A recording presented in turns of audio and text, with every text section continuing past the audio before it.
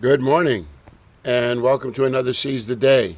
I trust that you guys are waking up feeling pretty refreshed, ready to begin a new day.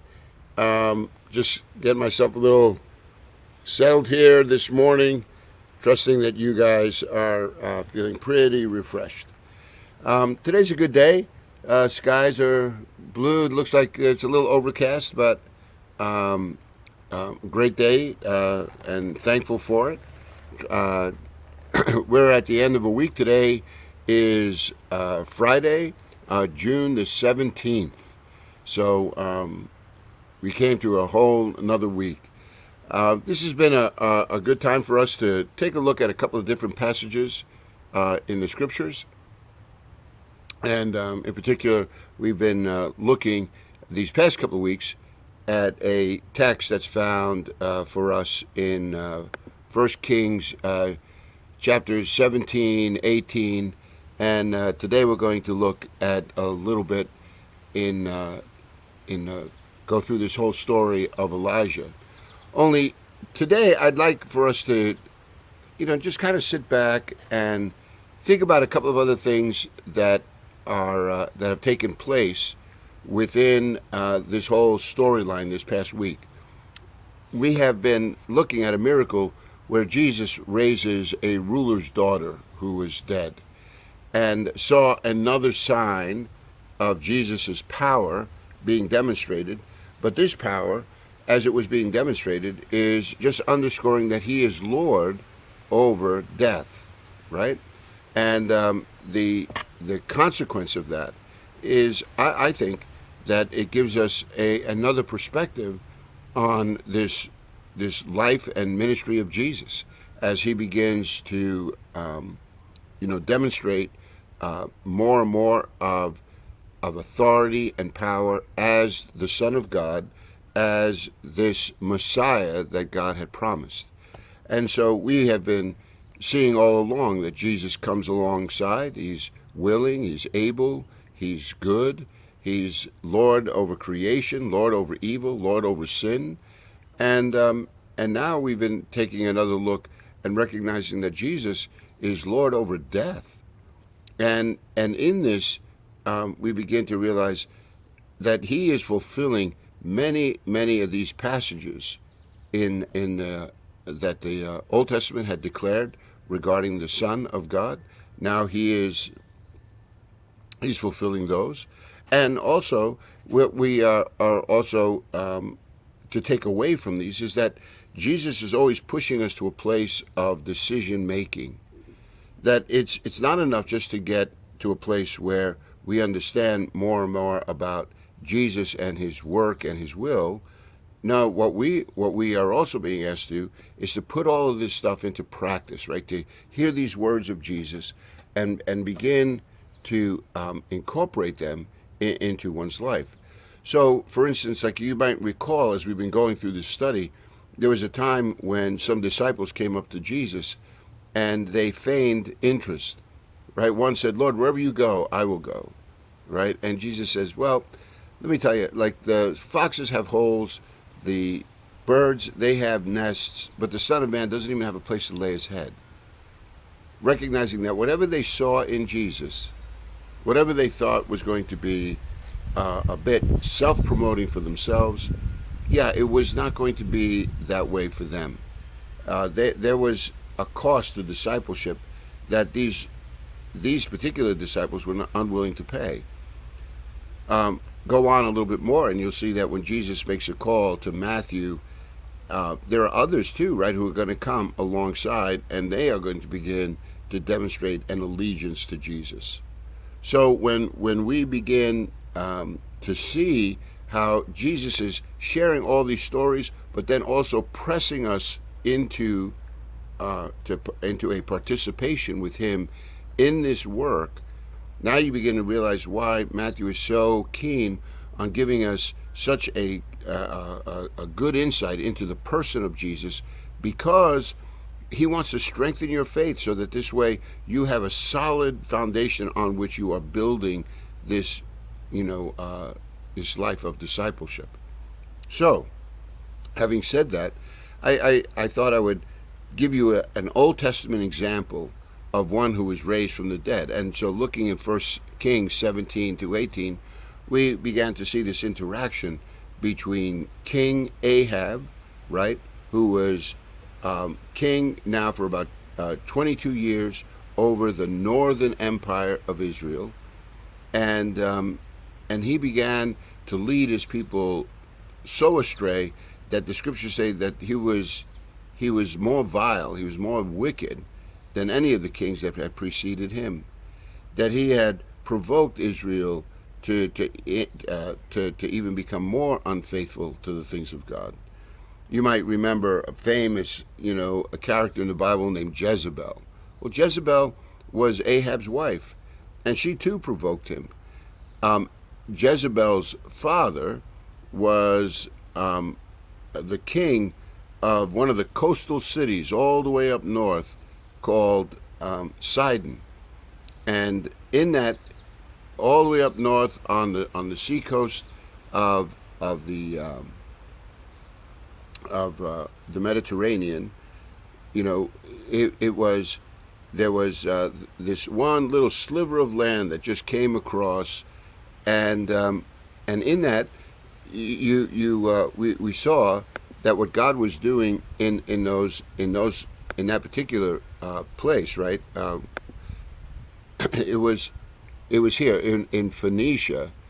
You could see there's this little light brown section here that you can look at, and in this place, this is all around in chapters in 1 Kings chapter 17 and 18, where all these things are being talked about. But you could see that Sidon is on the coast. Zarephath, where Elijah has gone from the Cherith ravine, right, where he had been, God had been providing for him for a number of years, and day and evening bringing ravens to feed him. Now he has moved to Zarephath, and we saw in that this week that the place of blessing changes, right? God took care of him in the Cherith ravine, but it was time for him to move. So he moved up to Zarephath. But you notice this line right here that hugs the coast here. The green represents all of Israel, and this light brown area represents Phoenicia. When you come all the way down, you see towards the tip of Phoenicia, as it begins to get into the land of Israel, you have Mount Carmel. Now, this is going to be a significant part of our story today, because see, here in Zarephath, Elijah has raised the son of a widow that was living in Zarephath, and he brings him life, and we saw in this story, right, that the woman now was moved to a place where she recognized not only that Elijah was a prophet of the God of Israel, but she also was moved even closer into believing in his word. That's what her testimony is regarding who this man is, Elijah. There was this miracle of providing provision, right, in terms of what they were eating and drinking, because it was a drought. But now we have seen in this text that she begins to see something more. So if you turn in your Bibles to 1 Kings chapter 17, I want you to see something here. Towards the end of 1 Kings 17, we read the story of Elijah really being used of God to return life to this boy. He picks up this child, carries him into the house, gives it to the mother, and presents him as alive. And the woman says this to Elijah at the end of chapter 17 in 1 Kings. She says, "Now I know that you are a man of God, and that the word of the Lord from your mouth is the truth. Now, why am I telling you this? Because if you look now back into our text, Zarephath is right in the heart of Phoenicia. Remember, I told you Jezebel's father was the king of Sidon. So this whole area is like right in the heart of this pagan, godless, culture. And Israel, bordering up against it, is beginning to manifest more and more about, this kind of idolatry. And so when you look at this map, I want you to take a moment and just absorb what is going on here. God is giving a sign of someone being raised from the dead to this in this pagan culture. And what I want this morning for us to do is what I'd like for you is in recognizing something about this whole event, because all week long I've been kind of sharing with you how, and really throughout this whole series, that the miracles of Jesus are not just about the miracles. The miracles aren't just to produce in us like a wow factor about who Jesus is, but it's supposed to demonstrate that he is the one who is promised. He has come as the promised Messiah.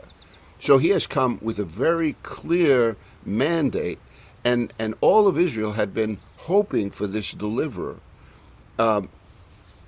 Even in his birth, remember, it says Jesus will come. He says, you shall name him Jesus, for he shall save his people from their sins.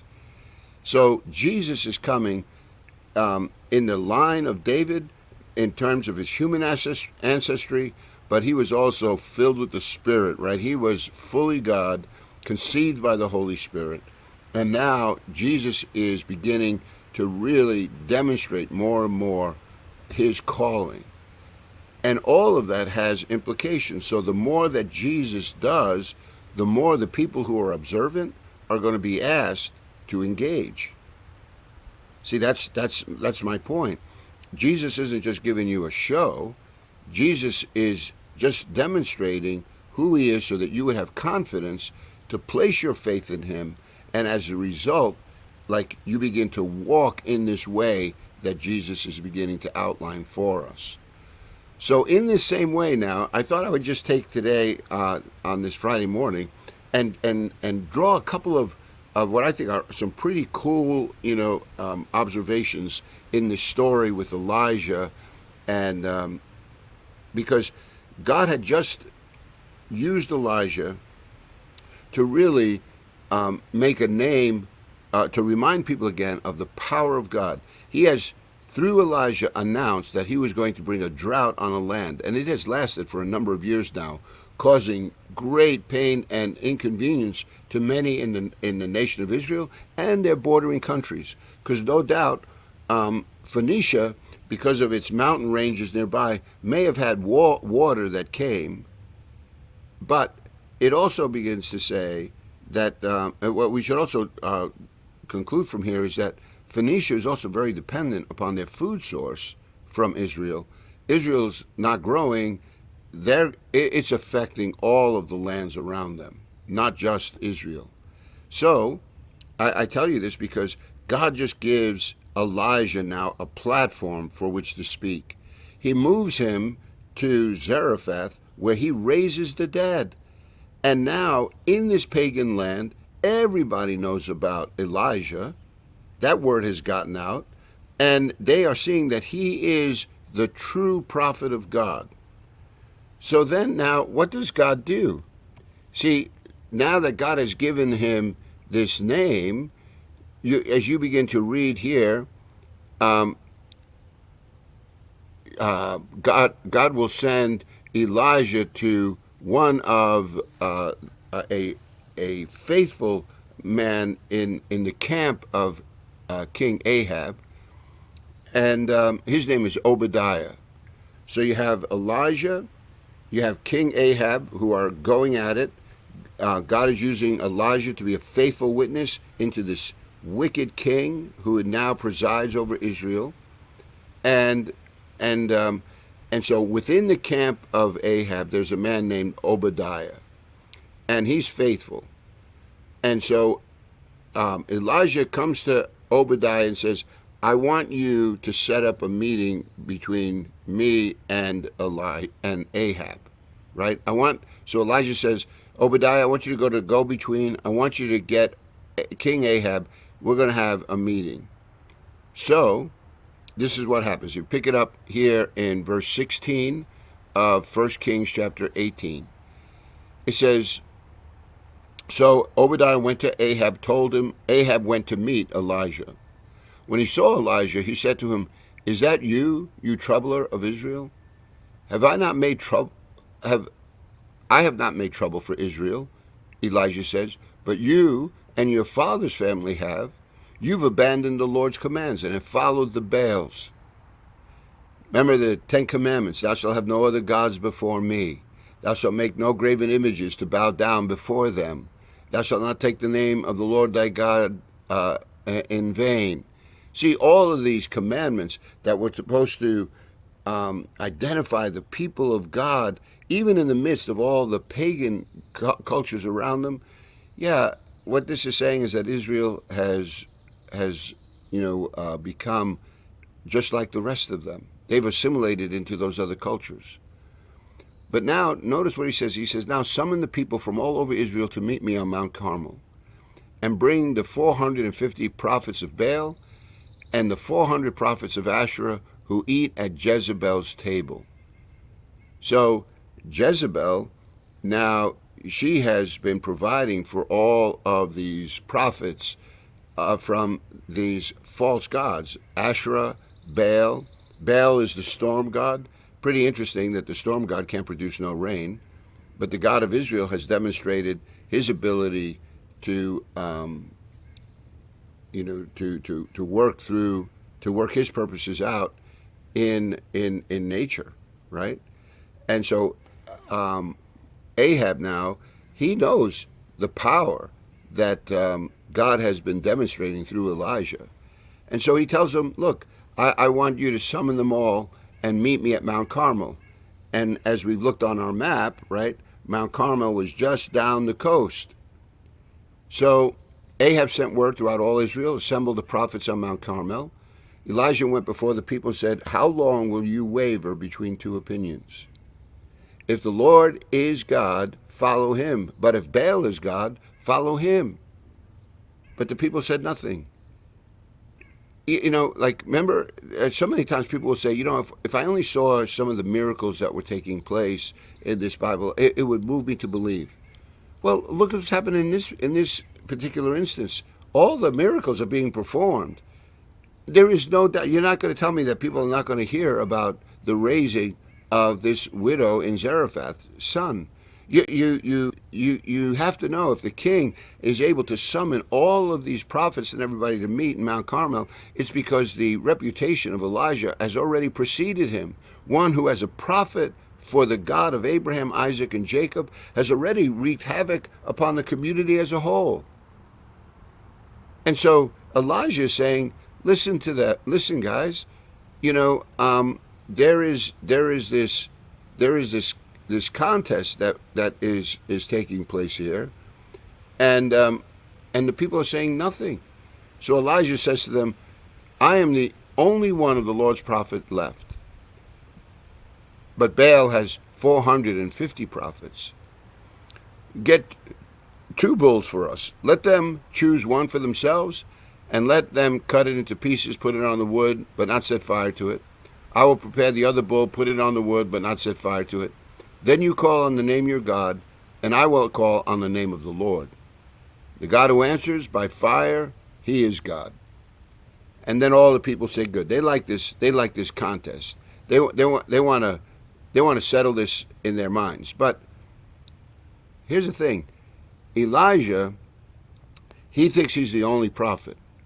He doesn't realize that Obadiah, this faithful prophet that I told you about, that brought the news to Ahab that Elijah wanted to meet with him, Obadiah has secretly been providing for over 100 prophets. He's hidden them because Jezebel has threatened to kill them all. So Elijah thinks he's all alone, but he's really not. Which is there's a lesson in that too, right? Sometimes in your walk with God, you just think like you're the only one, like there's nobody around, like God's not paying attention. No, God's paying attention.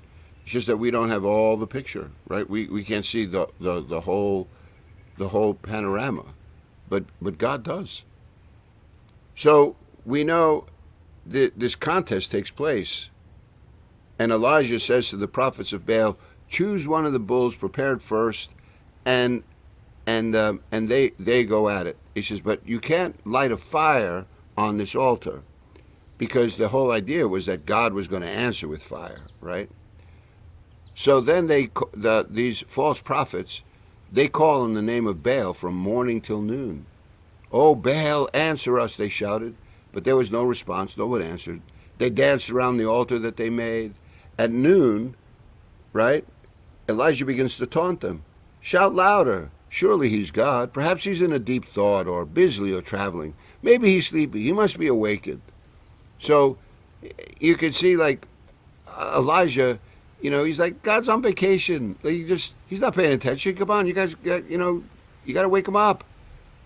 And so they shout louder. They slash themselves with swords, spears, as was their custom, until their blood flowed. See, all this pagan ritualism.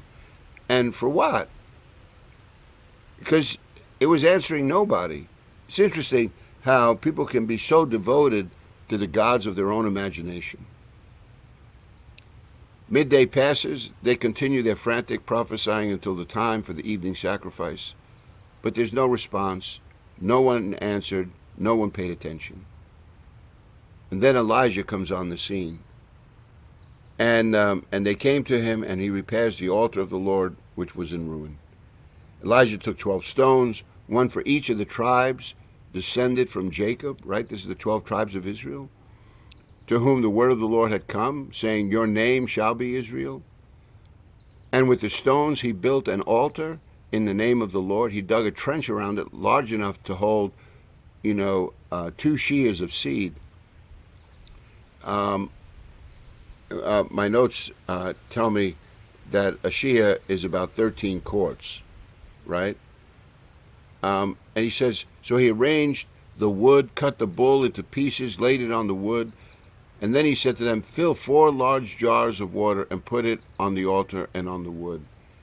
And do it again," and they did it again. "Do it a 3rd time," and the water began to draw down around the altar and even filled this trench.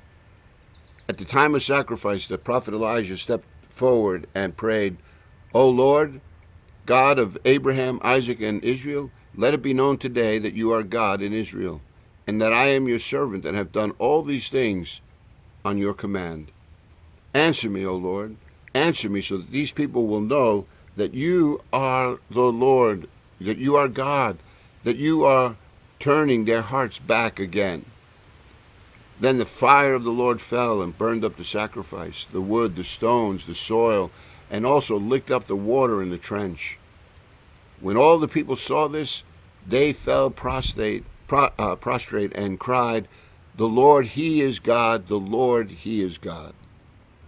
So here God answers not only with fire that burns up the sacrifice, but it burns up the wood, the stones, the soil. It licked up the water in the trench. God answers in a powerful way, a visible sign. And again, people attempted to say, "Oh man, if God only did that again in such dramatic fashion." Well, God's answering prayers all the time. The very fact that you and I are living, and the world in which we find ourselves, are still being held together by the grace of God.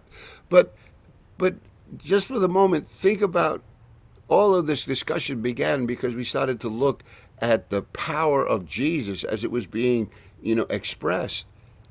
And don't you even see in these situations that there are some people whose hearts are already so hardened that they're not paying attention to Jesus? There are those who are confronting him. They're not pleased with his ways. They don't like his approach, and they're not paying attention that he's healing the sick, that he's casting out demons, that we'll soon find in this coming week that he's going to raise the dead. Like all of these things here, right? Like we've just seen, all these things Jesus is doing. But if your heart isn't open, if your mind isn't open, if it's closed, then don't you see, you're not open to the things that God is doing. Even though you may be wowed in the moment, it doesn't trickle down into one's heart so that it begins to motivate us to serve Him more faithfully. We're mistaken if we think all we need is some huge, tremendous signs like this. Can I just remind you again that the very nation of Israel was brought out of Egypt by the miracles of God? The nation of Israel was brought to a place where God actually opened up the Red Sea, and they walked through that. That God had provided them with water and food, even out in the midst of the desert, that sustained all these people until they were able to get into the promised land. That was nearly 40 years of wandering in the desert, because of their own rebellion, actually. But still, God provided for them. And yet, after all of this time, after all of these miracles, you know what? The heart of man just shows that they have a capacity, man, to be so hard-hearted to the things of God. And here's the other thing. This is these are stories that are passed down, but even for the following 2 generations, they were already removed by what? Now, if a generation is about 30 years, so you figure they've already been removed now by a few centuries of what Jesus had, what Moses had accomplished, and now they're just stories to them. And they wonder, was it really like that? Was it not like that? Just like you and I, we're reading here this story of Elijah and God and the people here of Israel, and God's trying to get their attention, and He does it in a powerful way. Yeah, and what's the effect that it's going to have on the people? The effect that it has on them in this moment is the people, they begin to cry out, "The Lord, He is God. The Lord, He is God." Elijah, seizes the prophets of Baal, and there is this grave, mortal conflict that takes place. Verse 41, Elijah says to Ahab, "Go, eat and drink, for this is the sound of heavy rain." They hadn't had rain for years. So Ahab went off to eat and drink, but Elijah climbed to the top of Mount Carmel, bent down to the ground, put his face between his knees. "God, go and look towards the sea," he told his servant. He went up and looked. There's nothing. 7 times he says, "Go back, look." The 7th time, the servant reported, a cloud as small as a man's hand is rising from the sea. So Elijah said, "Go, tell Ahab, hitch up your chariot, go down before the rain stops you." Meanwhile, the sky grew black with clouds. The wind rose. A heavy rain came on ahead, and Ahab rode off to Jezreel. The power of the Lord came upon Elijah, and he ran ahead of Ahab all the way to Jezreel. God brought rain. He demonstrated a miracle.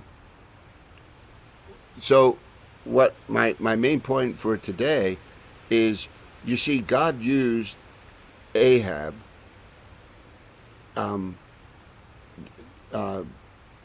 as an illustration of Israel's unfaithfulness.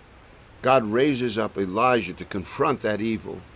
And in confronting that evil, what you find is God is giving Elijah a bigger and bigger platform. So first, what we find is Elijah he pronounces this drought. He moves him up to Zarephath. He raises the dead, comes down, challenges the prophets of Baal, and God answers in such a spectacular way. See, all the while, all the things that Elijah is doing is simply to provide a platform in order for people to see that God is God. My friends, that's the same way it is with Jesus. That's what God is doing for us. He's providing in Jesus all of these signs, all these wonders to provoke us so that we put our faith and our trust in Him. So think back on this week of the miracle of Jesus raising the ruler's daughter from the dead, healing a woman 12 years of an infirmity that kept her, apart from the rest of the community, literally by healing her, giving her life back. And then say, what effect is this having on me? How is this softening my heart to the things of God? How is this renewing this spirit within me to really know Him and make Him known? It's not just about the miracle. It's also about God saying, I'm just giving you a glimpse into who I am. And who I am is a God who is there for you. It gives you courage. My friends, these are all stories in our Bibles that are meant to just provoke us to serve God. So my prayer for you is that you'd seize the day, that you'd recognize that God is good all the time. My friends, God bless you. Look forward to seeing you on the weekend. We're going to continue our study in Matthew chapter 9, another look at God performing a great, great miracle. So, my friends, till then, Lord willing, we'll spend some more time next week. See you on the weekend. Enjoy it. God bless you. So grateful to be a part of our community. God bless.